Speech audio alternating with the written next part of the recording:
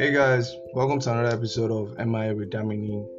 Get a pen, grab a notepad, and happy learning.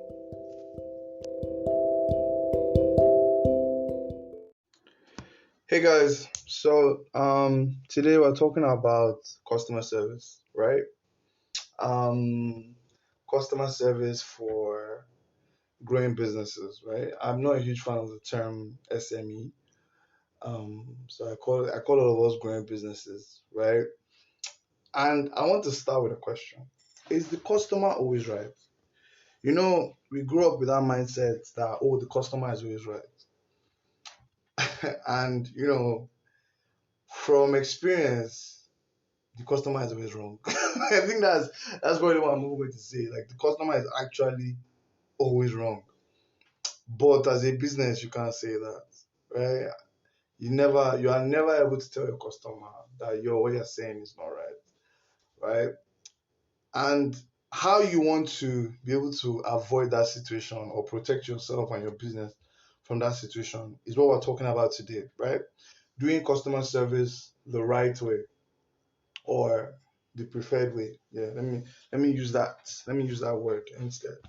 Um, so we're gonna start with a few things. The first thing being your business needs to have an opening and closing time, right? Because you run an online business, like most of us do these days. You feel like you can be responding to DMs at 9 a.m. Say 9 a.m., 9 p.m., 7 a.m., 6 a.m., things like that. And also, the customers have become accustomed to that kind of service, right? But it's not right. So one of the things that you need to understand, both mentally in your head and find a way to communicate to your customers, especially you guys that run online businesses, is that you have opening and closing times. Now, if you run a physical shop, let's say you run an offline business, right? You have a physical shop, or you have an office space, things like that. Obviously, your shop is not going to be open 24/7. Even if it's open 24/7, I can almost guess the kind of business you're running. Either you have a oil filling station, or you probably have a 7-Eleven or a corner shop or something like that. I can almost guess the kind of business you operate. And if that's the case, then by all means, you are open 24/7, right? But if your business does not open for 24/7, you need to make sure that you communicate that to your customer, right?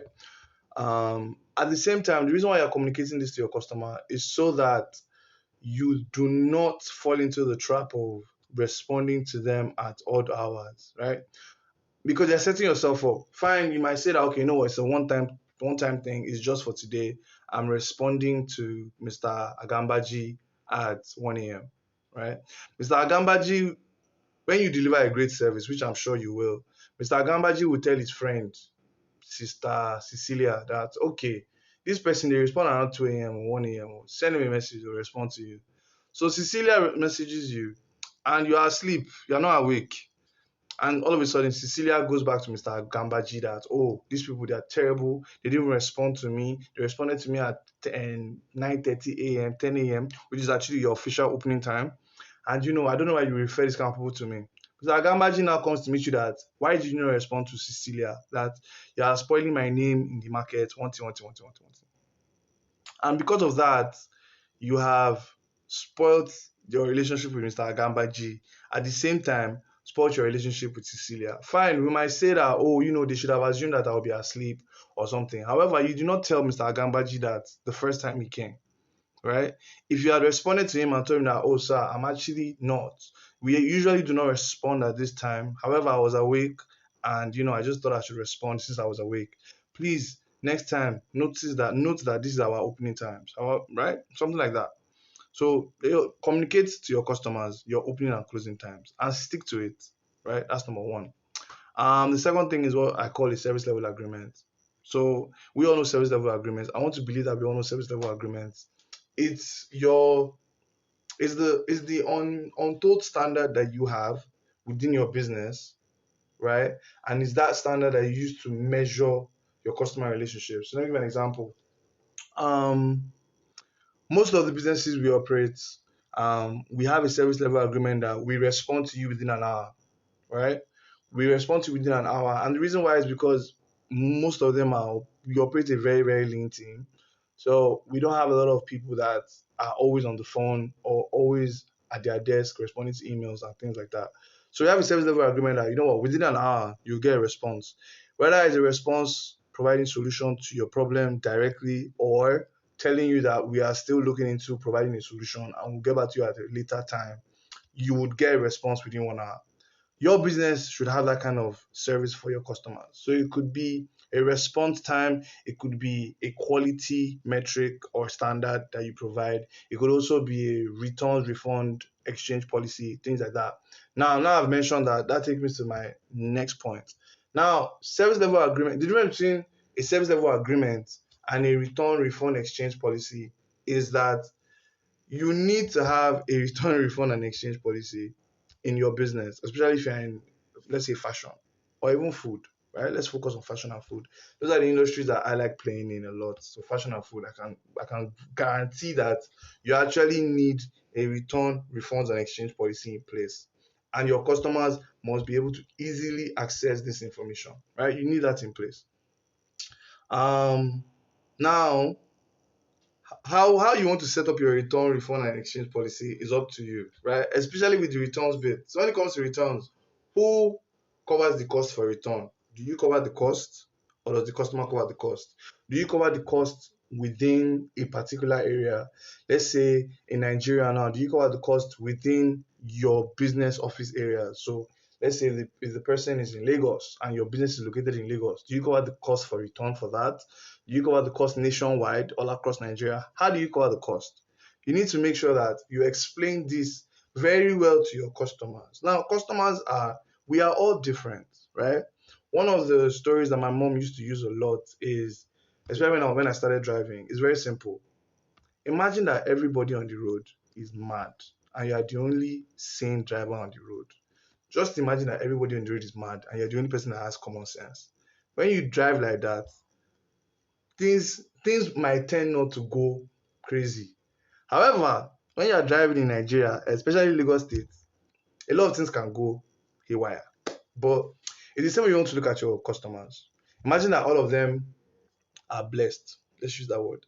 Imagine all of them are blessed and they would be able to find the smallest fault or smallest issue with a particular package that you deliver. You want to be able to have a return, refunds, and exchange policy in place that they can go and read and understand that, okay, what they're asking for, is it viable? Is it possible? Does it even make sense for them to make a complaint and request for a refund or an exchange or a return? So if you don't have that in place, you are setting yourself up, because trust me, there are customers that will come for you and take advantage of that. I believe that there are customers that take advantage of these things a lot. That's my own personal opinion. I've seen it happen in different businesses. And the claims that they make are ridiculous. But however, you've not protected yourself. So they come to you and then they make funny demands. So yeah, that's number three. Terms and conditions. That's the fourth one. So with terms and conditions, it's more like you explaining the kind of business you operate, right? So let's say you do gold. So I know with gold, there's gold plated, and probably other things. There's white gold. There's there are beads. There are all sorts of things. However, in your terms and conditions, you want to explain all these things to your customer, right? So your terms and conditions and your returns and refund policy, they kind of go hand in hand. So as people are reading your terms and conditions to understand your product, understand your service, they are also looking at your returns, refunds, and exchange policy and all of that that you put in place. So that whenever, if they are not happy with your terms and conditions, they should not even bother going to look at your returns and exchange policy. Right? That's really how it works. But if they're happy with your terms and conditions, they then want to go and read your terms and your refund, returns, and exchange policy, right? So they kind of go hand in hand. And the last one is resolution. So what's your resolution process like? Actually have a crisis management principle in place. Plan for crisis, right? Plan for crisis. Life in itself is very, very unpredictable. Running a business is also unpredictable. My favorite example to use, even if it leaves a bad taste in our mouths, is COVID, right? The coronavirus came and a lot of businesses crumbled, right? A lot of businesses crumbled. However, when the coronavirus came, some businesses began to thrive. All of a sudden, hand sanitizer that was seen as a luxury became a household item. You must have hand sanitizer. All of a sudden, face masks that we always used to look at fashion run shows as silly, Ankara face masks became an in thing. Like people began to match Ankara face mask with their outfit and stuff like that, right? So with that same mindset, have a crisis management in place. When it comes to crisis management, don't just think of where your business is at now. Think of how can you provide how can you provide enough funding for your business to last 6 months, right? I think that's a whole different podcast on its own. That's a whole different episode that we'll talk about. I would probably even get someone that is a professional in this finance space that won't do that one, right? But also have like a crisis management where somebody messages you and they're like, you know what, this is what I received. So let's say you have a return policy where they cannot remove the tag, but the person removed the tag out of excitement.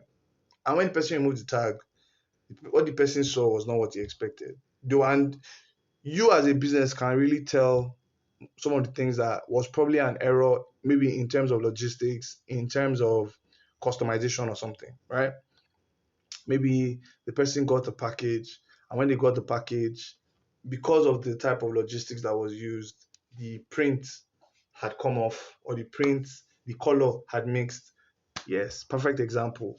Um, Logistics. Let's say you don't even use a bike, you use the regular cab to take cake to somebody's house. However, because the driver that was driving the car was silly, the cake went upside down and the whole cake is messed up. Would you not say that because your terms and conditions and your return and refund policy says that you don't refund, you will not do anything. You must do something. Like I said, you know, there's a point in time where you empathy and common sense will play for you as a business owner, right?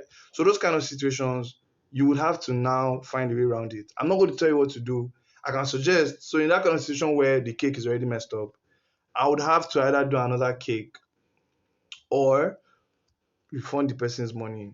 Now my beef is now between me and the logistics partner, and that's my own personal opinion. That's how I would run my own business. How you run your business is up to you, right? I'm only here to give you some advice and my own personal experiences on how I maneuver them, basically, right? So that's the final bit. Have a crisis management plan in place. Hopefully, you will never have a crisis in your business, but still plan for it, right? And these are things that this is what separates the small businesses from the extremely large businesses. The extremely large businesses, the multinationals, and all those guys, they have a crisis management in place. Um, Too Short is actually, I think it's a Pepsi brand. A lot of people don't know that Too Short, the sanitizer Too Short that Corey was advertising one time, is actually, I think it's a Pepsi product that came out during the COVID times. So yeah, have a crisis management plan in place. Have train your staff. So if you are blessed to have staff and looking to have staff, you need to have staff at some point. Train them to understand how to resolve crisis, how to resolve people problems, even without you being there. So you don't need to micromanage the whole process. Have a service level agreement that everybody understands. Everybody in the business understands that this is the service level, this is the standard that you hold yourself up to. Now, things that your customer should know. So they don't necessarily need to know your service level agreement. They don't necessarily need to know your crisis management plan. That's more in-house. But your return, refunds, and exchange policy, your terms and conditions, they need to know those things. Your opening hours, like I spoke about earlier, they need to know those things, right? So those are the things that I think once you get those things ready, not even I know that once you get those things ready as a growing business, you're good to go. All right? Take it easy, guys.